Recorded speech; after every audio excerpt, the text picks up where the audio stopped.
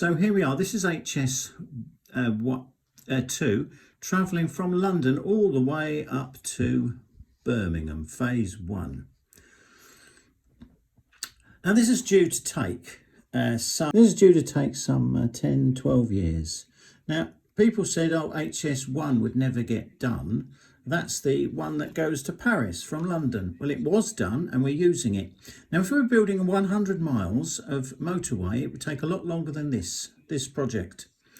The other point is, how does it benefit? Because people say it's a huge waste of money. We've got to wait too long and it's ruining the environment. So we're going to get some comments about the environment here. Bear in mind that this railway spends nearly half its time in tunnels and cuttings. It's not going to be visible. Also, they're spending a fortune on the environment.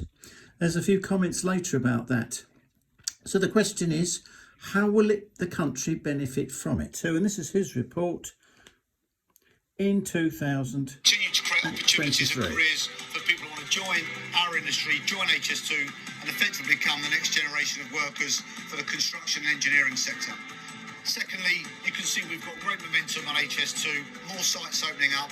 Our workforce will grow from some 30,000 to 34,000 people right across the country, and we're well on our way to building what will become the world's most sustainable. And finally, this chap isn't a rail expert. Just listen to him for a minute. About personally. So number one, what's the point of HS2? What's it for? HS2 is a way to unlock a revolution in suburban and local rail capacity. It's not about the high-speed trains. The high-speed trains are a useful side effect. But why do I say that? What do I mean by that? Well, Britain's railways are a jack of all trades and a master of none. We try and squeeze fast trains that don't stop, slow trains that stop everywhere, regional trains that stop in a few places, and freight trains all onto the same pairs of tracks across the country. And we do those through big bottlenecks, big stations like places like Birmingham, Crewe, Leeds and Manchester, where we try and squeeze all those types of services through a very narrow bottleneck. What HS2 does is by taking the fast trains, by the way, the ones that, in order to allow them to go 125 miles an hour without stopping at all these intermediate stops, you need to leave big gaps in the timetable. So you pull those trains off, put them on HS2, those big gaps in the timetable can close up, you can run many more services. You unlock an enormous lift, a huge uplift in capacity on the existing railway network for more local services, regional services, suburban services critically, and of course freight as well. Take those high-speed services, put them on the new lines, and those services also can run to their best. You can run more of those together as well. So it's a kind of a win-win. You're essentially getting, and that doesn't, HS2 doesn't just achieve that for West Coast Main Line. If the Eastern leg was being built as it should be, as originally planned, then you would be achieving that not for the West Coast Main Line, but also for the Midland Main Line and the East Coast Main Line. And for all those stations where you're taking those long-distance services that sit for ages doing nothing at terminal stations like Birmingham New Street, Piccadilly in Manchester, Leeds, take those and put them in new platforms or parts of expanded stations or new stations. You unlock a lot of bottleneck on those station throats and in the stations themselves that allows many more of the other services that kind of crisscross and use those big stations that aren't on those main lines to also benefit as well. So it's a huge, far-reaching benefit that HS2 provides, and it's far cheaper to do it by building a new high-speed line than it would be by spending inordinate billions just doing the dedicated work on the existing network, as we saw with the West Coast Route Modernisation upgrade.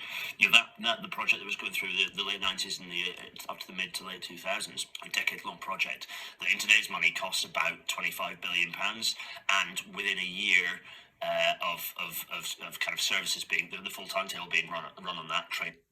In this video are that by removing fast non-stop trains from the West Coast Main Line, HS2 can improve local and regional connectivity on the West Coast Main Line by providing space to allow more trains to stop at places like Rugby and Milton Keynes. And if HS2 was to be built in full to Leeds as originally intended, it would also have the same positive impact on both the Midland Main Line and East Coast Main Line.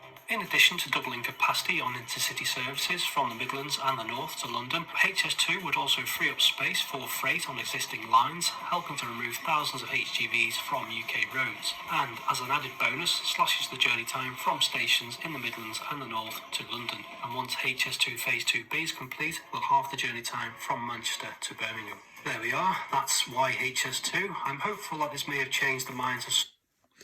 So as you can see, HS2 not only costs half the price of upgrading the original railways, but it provides all that extra space. Just imagine what the M25 would be like, even without the extra fourth lane. So thank you for listening, and there are links to these videos so you can watch them in full at the end. Thank you once again.